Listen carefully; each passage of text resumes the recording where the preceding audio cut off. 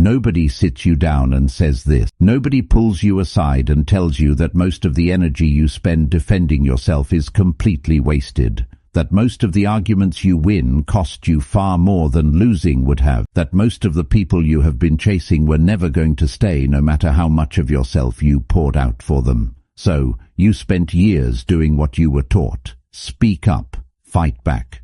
Explain yourself. Make people understand you. Keep trying until someone finally sees your side of it. And every time you did that, you walked away exhausted, drained of something you could not name but could always feel, still misunderstood, still undervalued, still handing pieces of yourself to people who collected them without ever saying thank you. Something has to change. Not your circumstances, not the people around you. You, specifically the way you respond to the world around you. Because the version of you that reacts to everything is the version of you that everyone can reach, everyone can push, everyone can pull off balance. And the version of you that has learned to stay still, to choose silence deliberately, to move without explaining every single step, that version is untouchable. That version does not announce itself, does not beg for approval, does not need validation from the same people who once had the power to ruin your entire day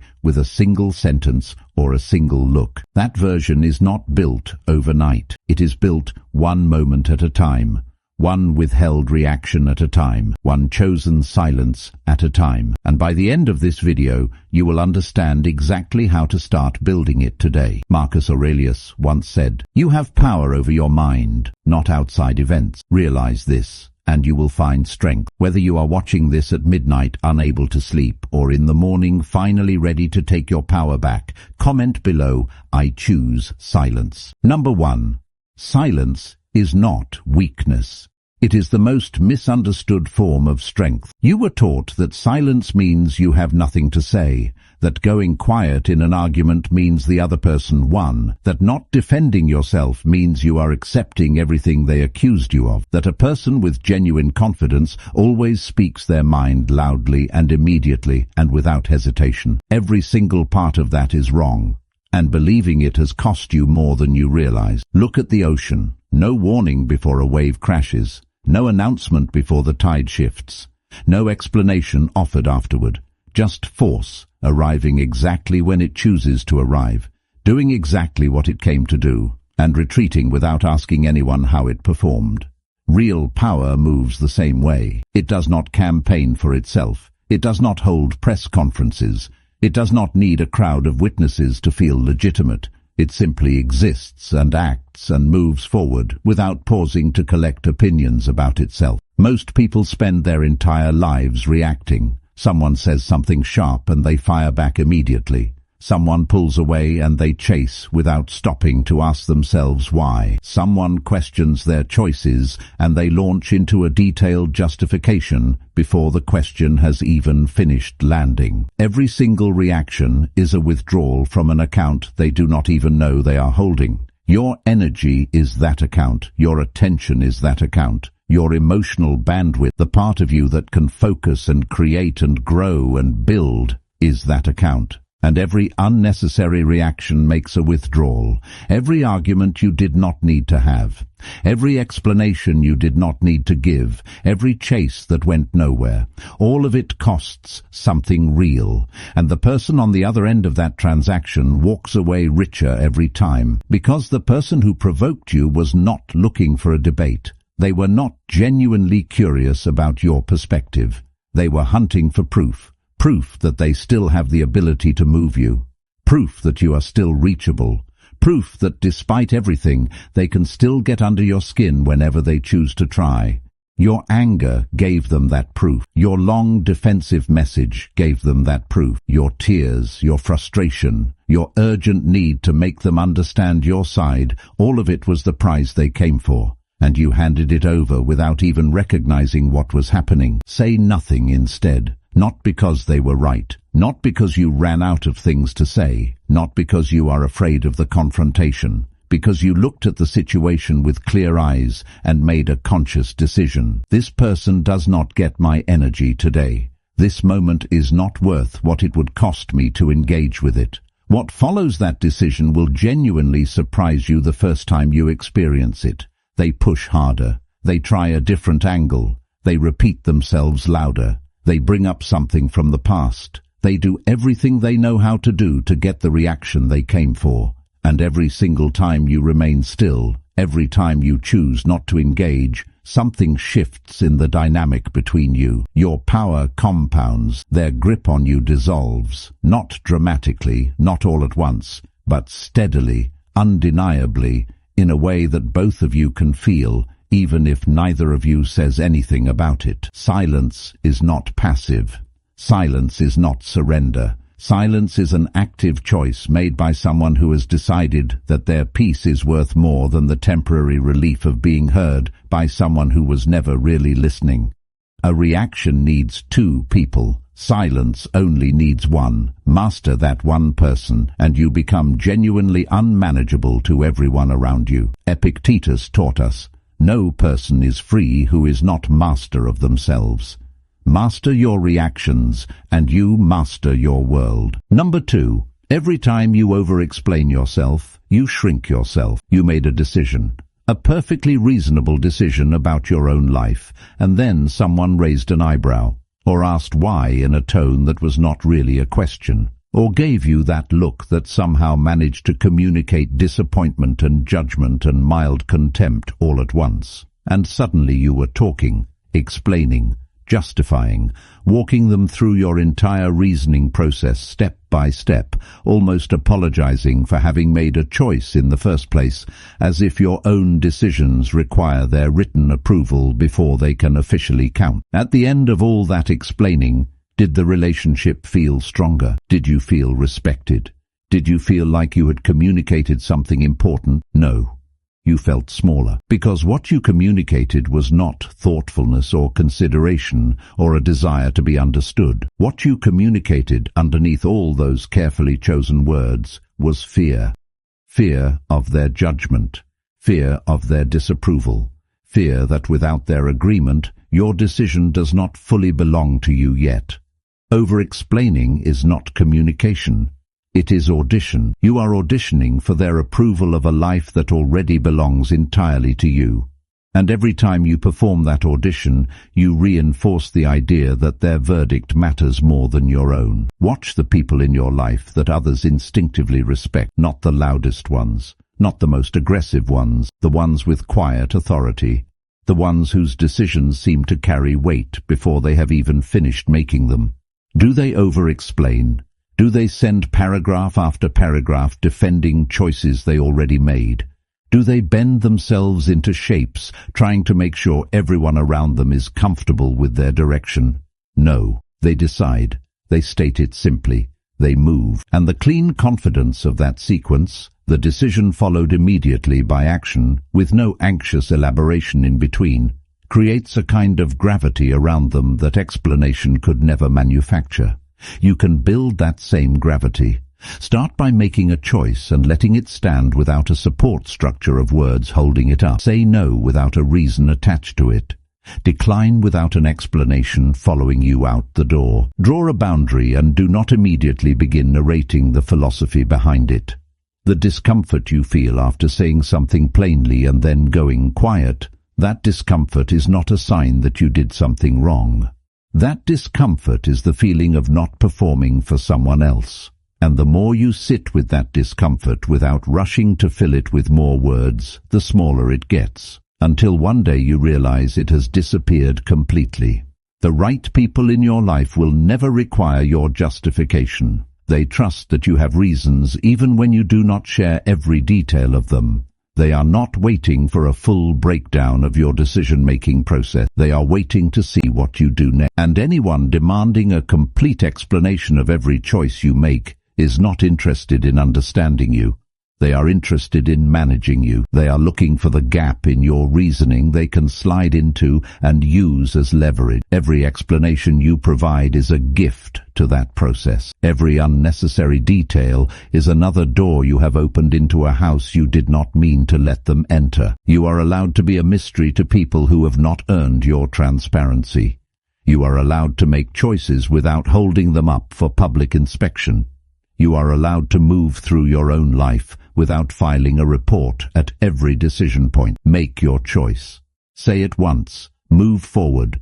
Let the results be the explanation. Seneca reminded us, speak only if it improves upon the silence. Most of what we say in defense of ourselves only weakens us. Number 3. The person who chases gets ignored. The person who withdraws gets chased. You poured more of yourself into someone who was already pulling away. More messages sent into silence. More effort extended towards someone who was not extending anything back. More availability offered to someone who was becoming consistently less available to you. More of yourself placed carefully at their feet like an offering, hoping the sheer weight of your devotion would make them turn around and finally genuinely choose you. And the more you gave, the less they seemed to want, not because you gave too much, but because the way you gave it removed the one thing that makes human beings protect what they have, the possibility of losing it. Effortless availability kills perceived value, not because you are not valuable, because the human mind is wired to assign worth based on scarcity. What we can have any time we want less urgently. What we sense slipping away from us, we suddenly cannot stop thinking about. This is not a character flaw in the people around you. It is psychology, and understanding it changes everything about how you move through relationships. Pulling your energy back is not a tactic. It is not a game designed to manufacture urgency in someone who has grown comfortable. It is a recognition that your energy genuinely belongs somewhere more deserving. Your goals need it. Your health needs it. Your growth needs it. Your peace, the kind of peace that comes from investing in something that actually returns what you put into it, needs it desperately. So, redirect. Not to punish anyone, not to prove a point, but because you looked at where your energy was going and made an honest assessment of what it was producing. When you do that, 2 things happen at the same time.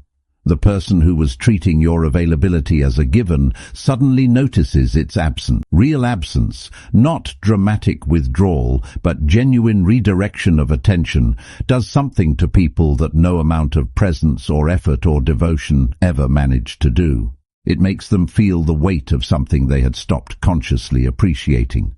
It reminds them that what they had access to was never actually guaranteed. Some of them will reach back. They will notice the gap and move toward it, and when they do, you will have information you did not have before. You will know that this person is capable of moving toward you, that the effort can flow in both directions, that you were not imagining the connection you thought you had. Others will not reach back, and that information is equally valuable, because it confirms what the pattern was already suggesting, that you were the only one building, that the connection you were investing in was largely a construction of your own hope and their passive participation. Either way, you gain clarity, and clarity, even when it is painful, is always more useful than the comfortable fog of not knowing. But the deeper gift is what happens inside you when you stop chasing. You get absorbed in something real, something that grows when you feed it, something that gives back in proportion to what you put in. And from that absorbed, productive, genuinely fulfilling place, you start attracting rather than pursuing, not through strategy, not through manipulation, through the simple, undeniable magnetism of someone who has decided that their time and attention are reserved for things and people that earn them. A person building something real is always more attractive than a person desperate to be chosen. Always. Without exception. Stop running. Build something worth running toward. The right people will find you in the middle of it. Marcus Aurelius whispered through time, confine yourself to the present. The person who is at peace with themselves has no need to chase what is already meant for them. Number 4. Your silence after being hurt is the loudest message you will ever send. Someone hurt you, and every part of you wants them to know exactly what they did. You want them to feel the specific weight of it, not just a vague awareness that something went wrong, but a real understanding of the damage, of the nights it cost you, of the confidence it quietly took, of the way it changed something small but permanent in how you see yourself. You want them to carry at least a fraction of what you have been carrying, so they cannot simply walk away from it untouched and unchanged. So, you reach out. You construct the message carefully. You find the words that most accurately describe what happened and what it cost you. You deliver it as honestly as you know how. Every hurt, every disappointment, every specific moment they let you down, laid out clearly so there is no room for misunderstanding. And they respond with an apology that sounds rehearsed, or a defense that redirects everything back at you, or worse, a silence that tells you they read it and felt nothing strong enough to respond to, and you realize with a particular kind of exhaustion that nothing actually changed, because a person who hurt you without caring has already shown you their capacity for empathy. That capacity has a ceiling. And no matter how perfectly you articulate your pain, no matter how undeniable the evidence you present, you cannot raise that ceiling with words. You are pouring water into a closed container and wondering why it does not fill. Your silence operates differently. Not the silence of someone who ran out of things to say, not the silence of someone who gave up and went quiet, the silence of someone who looked at the situation clearly, measured what they had to offer, and decided it was worth more than this conversation. That silence lands in a place that words never reach, because they came prepared for your reaction. They had their defense rehearsed. They knew exactly how to navigate your anger or your tears or your carefully constructed explanation. They had done it before. They knew the shape of it. What they had absolutely no script for was nothing. Your composure, your refusal to perform your pain for their benefit, your complete withdrawal of the reaction they were counting on to manage the situation. Without that reaction to work with, they are left alone in the space between what they did and what it meant. No argument to hide behind, no emotion from you to redirect attention toward, just the quiet, uncomfortable weight of their own choices with nothing else in the room, and you, meanwhile, heal faster than you expected. Not because the pain was not real. It was real. It was deep and specific and deserved to be felt. But every time you return to argue with the person who caused it, you reopen the wound with your own hands. Every confrontation is another moment of contact with the source of the damage. Silence removes that contact, and without constant contact, wounds close. Moving forward without their apology is not forgiveness for their sake. It is freedom for yours. It is the recognition that your healing does not require their participation, that you are not waiting for them to give you permission to be okay. Some people will read your silence as weakness. They will tell each other you had nothing to say. Let them construct whatever story makes them comfortable. Because while they are explaining your silence to each other, you will be building a life they were not invited into. And that life, full and moving and genuinely yours, will be the only response that ever needed to exist. Epictetus left us with this: the more we value things outside our control, the less control we have. Your pain is real.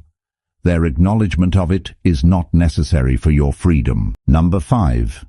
When you stop reacting, you become impossible to manipulate. People around you have been taking notes, not deliberately, not with any conscious plan, but through years of watching you move through situations, through years of seeing what makes you raise your voice and what makes you go quiet and what makes you abandon whatever you were focused on to deal with whatever just arrived, they have quietly built a map of you. They know which topic makes you immediately defensive.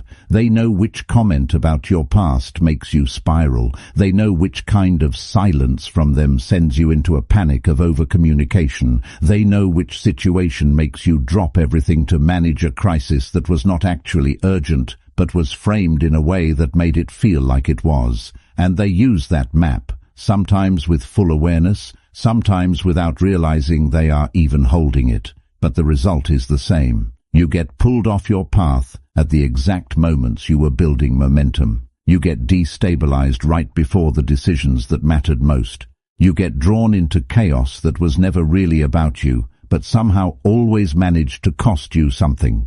Every time you reacted, you confirmed the map. You showed them exactly where the pressure points were, and proved again that pressing them still worked. Stop confirming it. Between the moment something happens and the moment you respond, create a space. Not a long theatrical pause designed to signal that you are above it all. Just a genuine breath. Just enough distance from the stimulus to ask yourself one honest question. Does engaging with this move my life forward in any real way? Most provocations do not. Most arguments are not about finding truth or reaching understanding.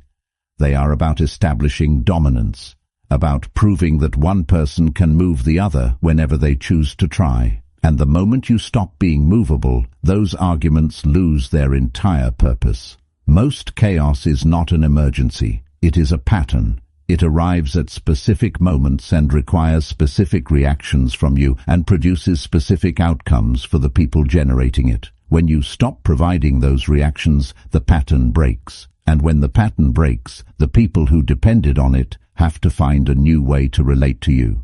One that does not involve your reactivity as a resource. Some of them will not know how to do that, and they will leave. And that departure will feel like a loss until you realize what actually left with them. Drama left, manipulation left, the constant low-grade exhaustion of being someone else's emotional management system left, and what remains after that departure is space. Quiet, productive, genuinely yours space. Viktor Frankl, a man who survived conditions that broke most of the people around him, understood this at a depth most of us will never have to reach. He said, "Between stimulus and response, there is a space. In that space is our power to choose our response. In our response lies our growth and our freedom. That space is not passive. That space is where your power actually lives. Not in the reaction, not in the clever comeback, not in the argument you won or the point you proved. In the space before any of that. In the moment where you chose not to give your energy to something that did not deserve it. Protect that space like it is the most valuable thing you own, because it genuinely is. Every decision you will ever make about who gets your time and who gets your attention and what gets your focus flows through that space. Guard it with everything you have, and every time you do, every time you choose the pause over the impulse, that space gets wider. Your threshold rises. The things that used to send you into a spiral begin to register as background noise. The people who used to be able to derail your entire week with a single comment lose that ability quietly and permanently. A person who cannot be provoked cannot be controlled. A person who cannot be controlled cannot be stopped. And a person who cannot be stopped is building something real while everyone else is still arguing about things that will not matter in a year. Aristotle left us these words. Anybody can become angry, that is easy. But to be angry with the right person, to the right degree, at the right time, for the right purpose, in the right way, that is not easy. That is mastery. Pull everything from today into one place. Your silence is not emptiness. Your silence is a decision that says my energy is not automatic, my attention is not guaranteed, my reaction is not something you get to collect just by pushing the right buttons. And the people who cannot handle that are showing you exactly why you made the right call by withholding it. Stop defending yourself to people who have already decided what they think of you. No explanation you give will change a conclusion they reached before they asked for one. Stop explaining your choices to people who are waiting to use your words as evidence. Every detail you volunteer becomes ammunition in a case being built against you. Stop chasing people who are comfortable watching you run. Their comfort in that dynamic is the clearest possible signal about what they think of the balance between you. Stop reacting to provocations designed specifically to pull you off your path. The path is the point. The provocation is just a distraction with good timing. None of that restraint is weakness. All of it is self-respect operating below the surface where most people never think to look. The world will keep generating noise. People will keep trying to reach you where you used to be reachable. Situations will keep arriving that were designed for the old version of you to react to. And every single time, the choice will be yours. React or rise. Rising does not look the way people imagine it. It does not announce itself. It does not ask for applause. Sometimes rising looks exactly like silence, like stillness, like someone who heard everything and chose peace anyway. Build that person, one pause at a time, one withheld reaction at a time, one moment of deliberate silence at a time. Seneca left us with this: "It is not that I am brave. It is that I have decided what is worth my courage, and most things are not.